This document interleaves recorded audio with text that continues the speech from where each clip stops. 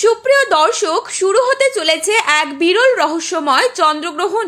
এই চন্দ্রগ্রহণের বিশাল প্রভাব পড়বে বিশ্ববাসীর জীবনে। বিগত প্রায় 150 বছরের মধ্যে সবথেকে বড়, বিরল ও মহাজাগতিক চন্দ্রগ্রহণ শুরু হচ্ছে।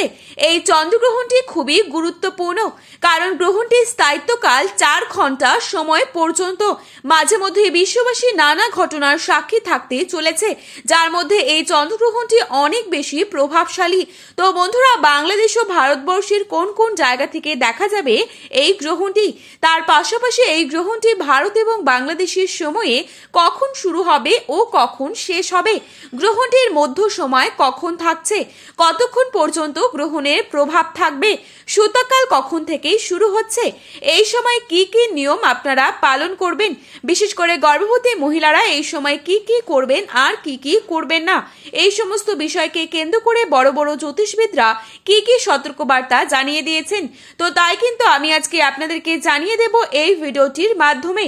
তাই বিস্তারিতভাবে জানতে হলে অবশ্যই মনোযোগ সহকারে শেষ পর্যন্ত দেখবেন এবং আপনার জেলার গ্রহণ সম্পর্কিত যে কোনো গুরুত্বপূর্ণ খবরের আপডেট সবার প্রথমেই পেতে হলে অবশ্যই নিজের জেলার নামটি আমাদের ভিডিওর কমেন্ট বক্সে লিখে জানাবেন। ভিডিওটি ভালো লাগলে একটি লাইক করবেন এবং চ্যানেলটি সাবস্ক্রাইব করে পাশে থাকা বেল আইকনটিকে প্রেস করে রাখবেন, যাতে পরবর্তী ভিডিওর আপডেট আপনার কাছে সবার প্রথমেই পৌঁছে যায়।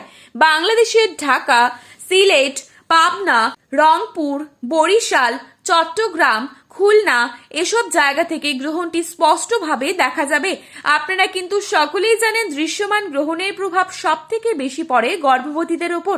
তাই গ্রহণের নিয়ম অত্যন্ত যত্ন সহকারে পালন করতে হবে। এই বিরল দৃশ্যটি সব থেকে ভালোভাবে দেখা যাবে পূর্ব এশিয়া, অস্ট্রেলিয়া এবং প্রশান্ত মহাসাগরীয় অঞ্চলের আশেপাশের দেশগুলো থেকে। এছাড়া উত্তর ও মধ্য আমেরিকা এবং দক্ষিণ আমেরিকার পশ্চিমাংশ থেকে ভোরের দিকে গ্রহণটি দৃশ্যমান হবে। তবে ইউরোপ ও আফ্রিকার আকাশ থেকে এই চন্দ্রগ্রহণটি দেখা যাবে না। একই সাথে ভারত ও বাংলাদেশের বেশ কিছু জায়গা থেকে গ্রহণটি খালি চোখে দৃশ্যমান হচ্ছে। তাই বলা হচ্ছে, গর্ভবতী মহিলাদের অবশ্যই সাধারণ কিছু বিষয়ে সাবধানতা অবলম্বন করার জন্য। যেমন এই সময় গ্রহণ দেখার জন্য উন্মুক্ত স্থানে না গিয়ে অবশ্যই ঘরের মধ্যেই থাকুন।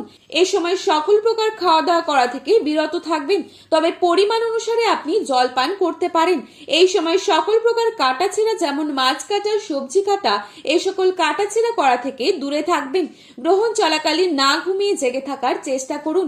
আর গ্রহণ শেষ হলে যতটা সম্ভব নিজের অবস্থান থেকে সৃষ্টিকর্তার কাছে অবশ্যই প্রার্থনা করবেন। এই গ্রহণটি সম্পন্ন হচ্ছে 3রা মার্চ, অর্থাৎ আজকে মঙ্গলবার দিন। বাংলাদেশের সময় অনুসারে এই গ্রহণটি সম্পন্ন হবে দুপুর 3:50 আর শেষ হচ্ছে রাত 7:18 এবং ভারতীয় সময় অনুসারে এই চন্দ্রগ্রহণটি শুরু হচ্ছে দুপুর 3:20 এবং শেষ হচ্ছে রাত 6:47।